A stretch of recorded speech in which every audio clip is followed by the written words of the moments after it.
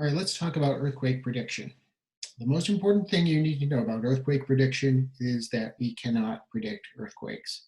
Okay, so the important thing to write down is that we have no technology that allows us to predict when or where an earthquake is going to occur with any precision or accuracy. So people who say they are predicting earthquakes are wrong currently, okay?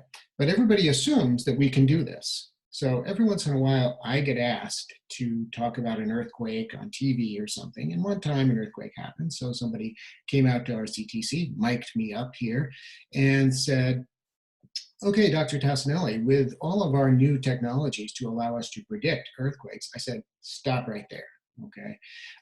We have no technology that allows us to predict earthquakes. But she assumed that I could. And a lot of people assume that we can, but we can't. So we've tried. That would be great.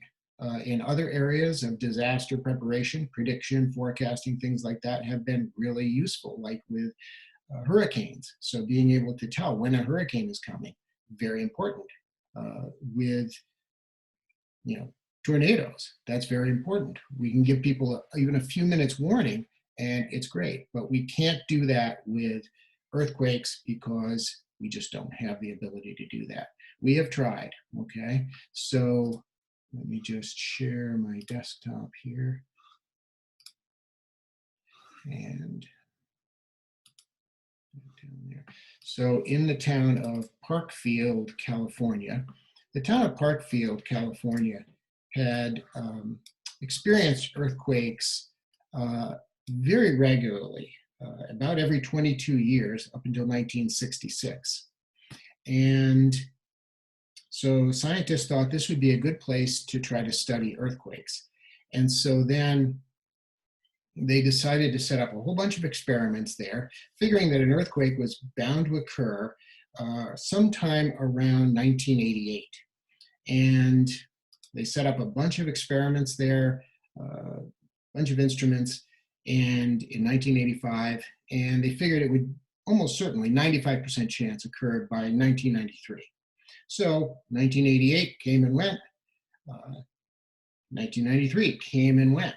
And it was not until 2004 that another large earthquake occurred in Parkfield. And when it did, despite having all of those different instruments there, no prediction was issued, and no way of telling that it was going to happen was determined. This is right on the San Andreas Fault here. So that experiment basically failed.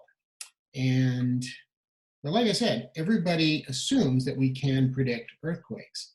And in particular, a bad example of this is what happened in L'Aquila, Italy in 2009. On the 6th of April 2009, a magnitude 6.3 earthquake hit.